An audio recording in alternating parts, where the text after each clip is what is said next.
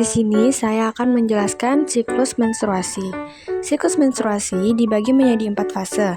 Yang pertama, fase menstruasi, fase praovulasi, fase ovulasi, dan fase pasca ovulasi.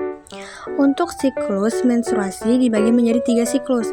Yang pertama, siklus uterus, siklus hormon, dan siklus ovum. Fase menstruasi tidak dibuahinya sel telur dan kadar hormon progesteron turun dan menyebabkan dinding rahim mengalami peluruhan dan hormon FSH dan LH dibantu oleh estrogen yang berfungsi untuk mematangkan sel telur.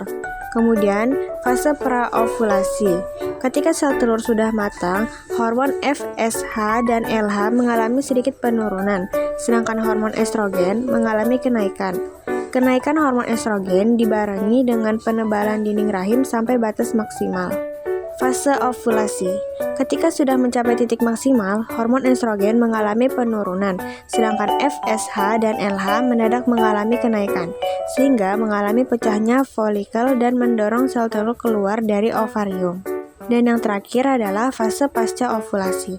Setelah sel telur keluar dari folikel, dan folikel yang ditinggalkan berubah menjadi corpus luteum yang melepaskan hormon progesteron dan menyebabkan kenaikan suhu basal untuk menandakan bahwa tubuh dalam masa sibuk. Lama-kelamaan, corpus luteum akan hancur dan tidak memproduksi hormon progesteron sehingga endometrium akan mengalami peluruhan dan terjadi menstruasi selanjutnya. Jadi, dapat disimpulkan bahwa siklus menstruasi dibagi menjadi 4 fase. Yang pertama, fase menstruasi, terjadinya peluruhan dinding rahim akibat tidak adanya pembuahan. Kedua, fase ovulasi, terjadinya kematangan sel telur di dalam ovarium. Ketiga, fase ovulasi, keluarnya sel telur yang sudah matang dari ovarium menuju tuba falopi. Keempat, fase pasca ovulasi, di mana sel telur yang sudah mencapai dinding rahim dan tidak terjadi pembuahan akan meluruh bersama darah menstruasi dan akan terjadi menstruasi selanjutnya. Selanjutnya, saya akan menjelaskan proses perkembangan janin. Di minggu ketiga, sel telur yang telah dibuahi akan mulai berkembang dan membentuk sebuah kantong yang berisi embrio dan plasenta. Minggu keempat, tabung saraf terbentuk dan tabung jantung janin sudah dapat berdenyut sampai 110 kali dalam 1 menit.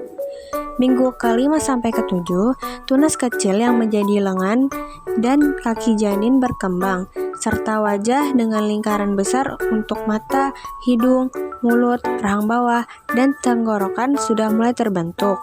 Kemudian, di minggu ke-8 sampai 10, perkembangan bayi dalam kandungan sudah mulai lebih terbentuk, berukuran hampir 3 cm dan makin banyak bergerak. Di minggu ke-11 sampai 13, otak janin mulai berkembang, ginjalnya mulai mengeluarkan urin, jari-jarinya mulai bisa mengepal, dan alat kelamin sudah mulai terbentuk. Di minggu ke-14 sampai 18, indera pengecap janin terbentuk dan mulai bisa mendeteksi cahaya. Di minggu ke-19 sampai 22, kandungan sudah bisa mendengar suara, serta janin akan lebih banyak menelan dan memproduksi kotoran atau mekonium. Kemudian di minggu ke-23 sampai 29, alis dan rambutnya mulai tumbuh, berat badannya bertambah, mulai bisa menghirup, membuka menutup mata, bahkan cegukan. Di minggu ke-30 sampai 35, posisi bayi akan semakin menurun ke area panggul dan mulai mengalami kontraksi palsu. Dan di minggu ke-36 sampai 41 akan mengalami keputihan dan kontraksi. Dan jika air ketubannya pecah, artinya ibu akan memasuki proses persalinan. Sekian dari penjelasan saya, kurang lebihnya mohon maaf. Wassalamualaikum warahmatullahi wabarakatuh.